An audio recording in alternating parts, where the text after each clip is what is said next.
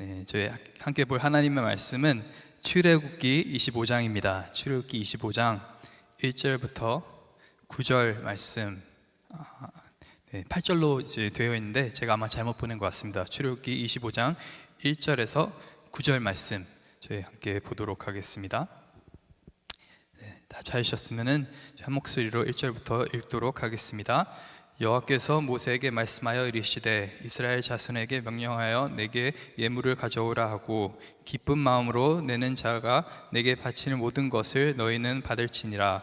너희가 그들에게서 받은 예물은 이러하니 금과 은과 녹과 청색, 자색, 홍색, 실과 가는 배 실과 염소털과 붉은 물들인 순양의 가죽과 해달의 가죽과 조각목과 등유와 관유에 드는 향료에 분향할 향을 만들어 향품과 후마노며 에봇과 흉패에 물릴 보석이니라. 내가 그들 중에 거할 성소를 그들이 나를 위하여 짓되 무릇 내가 내게 보이는 모양대로 장막을 짓고 기구들도 그 모양을 따라 지을지니라. 아멘. 저희가 새해를 맞이한 것이 엊그제 같은데 벌써 이제 한 달 정도의 시간이 흘렀습니다. 저희가 새로운 한 해를 시작할 때마다 교회적으로 하는 것이 크게 두 가지가 있습니다. 먼저는 저희가 특별 새벽 예배를 가지고 그 다음에 저희가 또 하는 것이 성경 일독입니다. 성경을 처음부터 끝까지 읽는다는 것은 굉장히 어려운 것입니다. 이 창세기부터 요한계시록까지 사실 그 양이 어마어마하기 때문에 이 성경을 처음부터 끝까지 읽는다는 것은 쉬운 일은 아닙니다. 그래서 교회를 오랫동안 다니신 분들도 어떤 경우에는 성경을 이제 한번 쭉 읽어보지 않으신 분들이 굉장히 많습니다. 실제로 일반 사람이 성경의 66권을 이렇게 읽으려고 한다면은 보통 한 75시간 정도 걸린다고 합니다. 그러니까 이 한 자리에 앉아서 쭉 읽기에는 너무나 어려운 그러한 양이죠. 또 이것을 나눠서 그러면은 매일같이 읽어야 되는데 또 바쁜 현대인에게 있어서 이렇게 매일같이 성경을 펴고 또 성경을 읽는다는 것은 굉장히 어려운 일인 것 같습니다. 근데 이 길이만 문제가 되는 것이 아닙니다. 성경책이 분명히 긴 책이긴 하지만 또 어떤 사람들은 굉장히 긴 소설들, 뭐 옛날에는 뭐 삼국지 같은 소설책들이 여러 편 이렇게 쭉 있는데 그것을 그냥 쉬지 않고 계속 보시는 분들이 있습니다. 또 제 세대는 이런 만화책을 쉬지 않고 뭐 30권, 60권 막 그 한 자리에 앉아서 막 읽는 경우도 있습니다. 그래서 양이 사실은 문제가 아닌 것이죠. 이런 소설책이나 또 만화책 같은 경우는 그 내용이 굉장히 단순하고 또 쉽게 파악이 되기 때문에 그냥 쭉쭉 읽어 나갈 수가 있는 것입니다. 그런데 이 성경은 그렇지가 않습니다. 성경 가운데 저희가 잘 아는 내용이 있고 또 그 잘 아는 본문을 읽을 때는 저희가 막 은혜를 받고 또 이제 빨리 읽어 나가는데 어떤 경우에는 정말 읽어도 이 내용이 잘 들어오지 않고 이해가 안 되는 그런 본문들도 있습니다. 뭐 성경 일독을 여러 번 하신 분들은 이제 순조로우실 수도 있는데 저는 아직까지 뭐 여러 번 성경 일독을 했더라 하더라도 이렇게 어려운 구간들이 조금씩 있습니다. 보통 산을 오를 때 이 등산하는 분들이 걷기 원만한 이런 구간이 있는가 하면은 너무나 가파르고 또 너무나 거칠어서 정말 이제 한 발 한 발 내딛는 것이 힘든 그런 구간들도 있습니다. 보통 등산하신 분들이 이런 구간을 보고 이제 깔딱고개라고 이야기를 합니다. 정말 숨이 깔딱깔딱 넘어가는 그런 시점이다라고 해서 이 깔딱고개만 이제 넘어가면은 그래도 어느 정도 순탄한 길이 나온다. 저도 옛날에 저희 아버지랑 등산할 때 항상 그렇게 말씀하셨습니다. 제가 조금 힘들어하고 어려워하고 있으면은 이것이 깔딱고개다. 이것만 잘 넘기면은 좀 순조로운 그런 길이 나올 것이다 라고 이렇게 말씀하셨습니다. 성경 일독할 때도 이런 깔딱고개들이 여러 번 등장을 하게 됩니다. 저희가 레위기에서 여러 가지 율법들을 살펴볼 때 한번 저희가 깔딱하고 또 저희가 민수기에 등장하는 여러 가지 숫자들, 인구조사할 때 그 숫자들을 보면서도 좀 저희가 버거워하고 또 나중에는 선지서 같은 데에서 여러 가지 예언들이 막 등장하는데 이게 도대체 무슨 말인지 무슨 내용인지 하나님 말씀이니까 좀 은혜를 받으면서 읽어야 되는데 좀 힘든 그런 경우 또 의욕이 사라지는 그런 경우들이 있습니다. 성경에는 이렇게 종종 깔딱고개로 불릴 수 있는 그런 구간들이 있는데 오늘 본문부터 시작되는 이 출애굽기 후반부 말씀 25장부터 40장까지의 이 말씀이 어떻게 보면 성경 안에서 가장 먼저 등장하는 깔딱고개라고도 할 수가 있을 것 같습니다. 지금까지의 내용, 창세기에서는 어떻게 보면 여러 가지 스토리들로 이루어져 있기 때문에 뭐 아브라함의 이야기, 또 이삭의 이야기, 요셉의 이야기 얼마나 흥미롭습니까? 정말 그런 다채로운 이야기들을 저희가 읽어 나가고 있고, 또 출애굽기에 와서는 정말 스펙타클한 스토리들이 많이 있지 않습니까? 또 바로와 또 그 바로를 맞서는 또 하나님의 심판, 또 모세, 또 이스라엘 자손들이 홍해를 건너는 그런 사건들, 광야에서 기적적으로 살아나는 사건들, 정말 어떻게 보면 스펙타클한 정말 읽기 쉬운 그런 이야기들로 지금까지 이제 진행되어 오는데, 이 출애굽기 말씀 이 중간부터 뭐 10계명은 그래도 어느 정도 저희가 이해는 되지 않습니까? 그 명령들이. 근데 이 25장부터 등장하는 이 성막, 성소에 관한 내용을 저희가 보통 성경 읽기 할 때는 참 읽는 것이 쉽지가 않습니다. 저는 개인적으로 어떤 건축물에 대한 관심이 있는 것도 아니고, 또 제가 광야 생활을 하는 것이 아니기 때문에, 저는 도시인이기 때문에 참 이런 성막에 대한 내용이 계속적으로 나올 때 참 이게 잘 와닿지가 않습니다. 여러분은 어떠실지 모르겠는데 이 성막이 어떤 재질로 지어져야 되고, 어떤 규격으로 지어져야 되고, 또 이 성막의 구조는 어떻게 되고, 또 어떤 물건들을 안에 집어넣어야 되고, 이 물건들을 또 어떻게 만들어야 하며, 또 이 성막 안에 들어가서 섬길 수 있는 제사장들은 누구여야 되며, 이 제사장들은 어떤 옷을 입어야 되며, 이것이 한 6장 쭉쭉쭉쭉 이렇게 등장하게 되는데, 정말 그냥 이거는 좀 건너뛰고 싶다라는 마음이 생길 정도로 그렇게 참 자세하게 성막을 만드는 이야기가 등장을 합니다. 근데 더 놀라운 것은 이게 등장하고 나서 이제 이 내용이 하나님께서 모세에게 성막을 어떻게 만들어라 라고 말씀하시는 내용인데, 이 내용이 35장부터 또다시 등장하게 됩니다. 이제는 이스라엘 자손들이 하나님 말씀 그대로 성막을 지은 내용, 어떻게 보면 거의 반복적인 내용인 것이죠. 이렇게 이 성막을 짓는 이 내용이 많은 분들에게는 어떤 깔딱고개로 이렇게 여겨질 때가 있는데, 사실 이 성막이라는 이 주제는 성경 안에서 굉장히 중요한 주제인 것입니다. 성경에서 이토록 성막에 대해서 강조하고 있는 이유는 이 성막이 하나님의 구원을 너무나 잘 나타내고 있기 때문에 그러합니다. 하나님의 그 깊은 구원의 의미가 담겨져 있는 곳이 바로 이 성막인 것이죠. 예수님께서는 이 성막을 회복하시기 위해서 이 땅 가운데 오셨습니다. 저희가 요한복음 1장 1절을 보게 되면은 태초에 말씀이 계셨는데 그 말씀이 하나님과 함께 계셨고 이 말씀이 곧 하나님이시니라라고 하는 저희가 잘 아는 그런 말씀이 등장하게 되는데, 14절에 보게 되면은 이 말씀이 육신이 되어 우리 가운데 거하심에 라고 기록하고 있습니다. 즉 예수님께서는 영원한 하나님의 말씀 되신데, 그 예수님께서 육신 가운데 이 땅에 오셨습니다. 그리고 우리 가운데 거하셨습니다. 그 거하셨다라고 하는 그 단어, 그 헬라어 단어가 어떤 단어냐면은 tabernacle, 이 성막을 뜻하는 그러한 단어입니다. 그래서 구약 시대에 하나님께서 이스라엘 그 진 가운데 성막으로 거하셨던 것처럼 예수님께서 이 땅에 오셔서 성막으로 거하셨다라는 그 내용이 요한복음 1장에 나옵니다. 즉 예수님이 이 땅에 오신 이유는 성막을 회복시키기 위해 이 땅에 오셨습니다. 두 번째로 예수님께서는 이 성막을 그냥 위해서 오신 것뿐만 아니라 이 성막을 위해서 죽으셨습니다. 이 성막을 회복하시기 위해서. 요한복음 2장에 보게 되면은 저희가 가나안의 혼인잔치 다음에 예수님께서 예루살렘 성전에 가서 이렇게 완전 그 물건들을 파는 사람들, 또 환전하는 사람들, 그들 책상을 뒤엎으시면서 그들을 내쫓으십니다. 그러면서 말씀하시는 것이 우리 아버지 집은 이 장사하는 집이 아니고 기도하는 집이다 라고 그렇게 선포를 하시죠. 그래서 그 장면을 보고 있던 유대인들이 도대체 당신은 누구인데 이런 일을 성전에서 벌리고 계십니까? 라고 물어보니까 예수님께서 이렇게 말씀하십니다. 너희가 이 성전을 헐어라. 내가 사흘 동안에 이것을 일으키리라. 그 말을 들은 유대인들이 아니 이 성전을 짓기까지 저희가 46년이 걸렸는데 아직까지 완성이 되지 않았는데 당신이 어떻게 3일 안에 이것을 짓는다고 말씀하십니까? 라고 하니까 예수님께서 이게 성전이 나의 육체다 라고 성경은 그렇게 기록을 하고 있습니다. 즉 앞으로 이루어질, 십자가에서 이루어질 그 사건을 말하고 있는 것이죠. 예수님께서 십자가에 돌아가심으로 인해서 이 무너졌던 성전, 성막을 회복하셨습니다.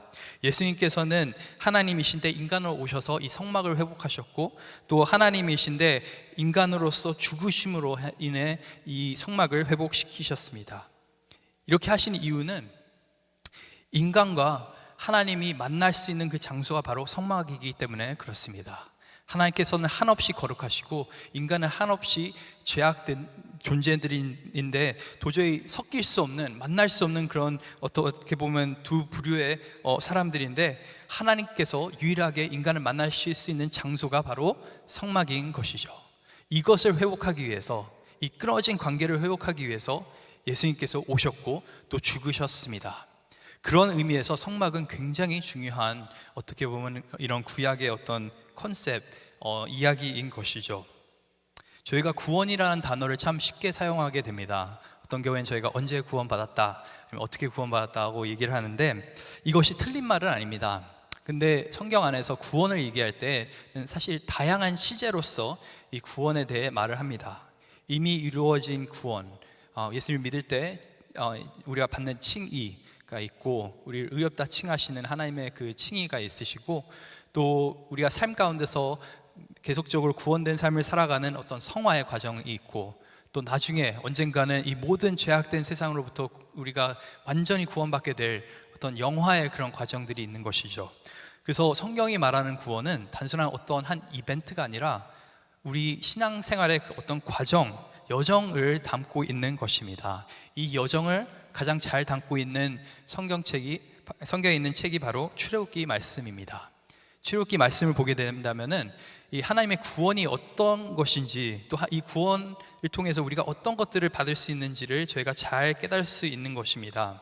이제 출애굽기 초반에 보면은 이스라엘 백성들이 이 애굽에서 종로를 타다가 이제 어린 양의 피와 또 홍해를 가르면서 이렇게 구원을 받게 됩니다. 저희 또한 예수님을 통해 이 죄와 세상으로부터, 이 애국과 같은 존재인 죄와 세상으로부터 자유케 됩니다. 그러면서 우리의 구원의 여정이 시작됩니다. 그러고 나서 어디로 갑니까? 광야 생활을 하게 되는데, 그 광야에서 철저하게 하나님의 공급하심을 저희가 체험하면서 또한 이 구원의 은혜를 누리게 됩니다. 그러고 나서 이 이스라엘 백성들이 어디로 가게 됩니까? 시내산으로 가게 됩니다. 그 시내산에서 하나님의 율법을 받게 되는데, 그전에는 무법하게 그냥 자신이 원하는 대로, 자신의 생각대로 살아온 이 백성들이 뭘 하기 시작하냐면은 하나님의 말씀대로 살아가기 시작합니다. 저희 또한 하나님을 만나기 이전에, 예수님을 만나기 이전에는 우리 마음대로 무법하게 살아왔지만은 예수님 만난 이후에는 어떤 일이 일어납니까? 우리가 죄와 사망의 법에서 해방되고 또 생명과 성령의 법 안에서 우리가 살아가게 됩니다. 그리고 하나님의 그 율법 말씀대로 우리가 조금씩 하나님께 순종하는 그런 삶을 살아가게 되면서 또한 구원의 은혜를 누리게 됩니다. 그런 다음에 마지막으로 출애굽기에 등장하는 것이 바로 이 성막, 이 성소인 것이죠. 이 성막을 짓는데 이 이스라엘 백성들이 이것을 통해서 하나님과 함께 사는 법, 하나님의 임재를 체험하게 되고, 또 하나님과 함께 매일매일 걸어가는 그런 삶을 살기 시작합니다. 우리의 구원의 이 여정 가운데서도 동일한 일이 벌어지게 됩니다. 우리가 예수님을 구주로 영접할 때 단순하게 우리가 우리의 죄로부터만 해방되는 것이 아니라, 하나님께서는 이 성막을, 무너졌던 이 성막을 우리 안에 회복시키시고, 또 그로 인해서 우리는 매일같이 하나님의 말씀 안에서 순종하면서 하나님의 임재를 누리면서 또 그 말씀대로 하나님과 동행하면서 살 수가 있는 것입니다. 그런 의미에서 이 성막은 너무나 중요한 것이고, 이 성막 안에 있는 한 공간 하나, 물건 하나하나가 결국에는 하나님께서 우리 가운데 이루고자 하시는 그런 구원에 대한 그림을 우리에게 보여주고 있습니다. 오늘 본문 8절과 9절 말씀을 제가 한번 살펴보길 원합니다. 하나님께서 모세에게 이렇게 말씀하십니다. 내가 그들 중에 거할 성소를 그들이 나를 위해 짓되 무릇 내가 내게 보이는 모양대로 장막을 짓고 기구들로 또 그 모양을 따라 지을 것이냐. 여기 보면은 이 영어 성경에 보게 되면은 그냥 지으라고 말씀하신 것이 아니라 exactly, 내가 말한 그대로 지으라고 하나님께서 말씀하십니다. 그냥 말한 그대로가 아니라 내가 내게 보인 모양 그대로. 그러니까 모세는 그냥 어떤 설명서를 받은 것이 아니라 실제로 모형까지 본 것이죠. 내가 보이는 대로, 이 모양대로 장막을 지으라고 말씀하십니다. 그 정도로 하나님께서는 구체적으로 모세에게 어떻게 너희가 성막을 지어야 되는지를 이렇게 알려주셨습니다. 그렇게 이제 모세가 이제 성막을 짓는 것에 대한 그런 여러 가지 이야기를 듣게 되는데, 재밌는 것은 이 과정 가운데서 모세가 이스라엘 백성들에게 가장 먼저 해야 되는 말이 뭡니까? 예물을 갖고 오라는 말을 해야 되는 것입니다. 저희 오늘 본문 한번 2절을 보겠습니다. 이스라엘 자손들에게 명령하여 내게 예물을 가져오라 하고 기쁜 마음으로 내는 자가 내게 바치는 모든 것을 너희는 받을지니라. 기쁜 마음으로 이 예물을 바치는 모든 것을 하나님께서 받으시겠다고 말씀하십니다. 그냥 너희 가운데 그냥 남겨져 있는 짜투리 같은 그런 물건들을 갖고 오는 것이 아니라, 이 3절부터 7절까지 등장하는 이 목록을 보게 되면은 너희 안에 가장 귀한 것들, 금, 은, 어떤 백향목, 청색, 자색, 홍색, 실과 가는 배실, 정말 귀한 것들, 향료, 광야에서는 쉽게 구할 수 없는 그런 물건들을 하나님께서는 가져오라고 그렇게 명령하십니다.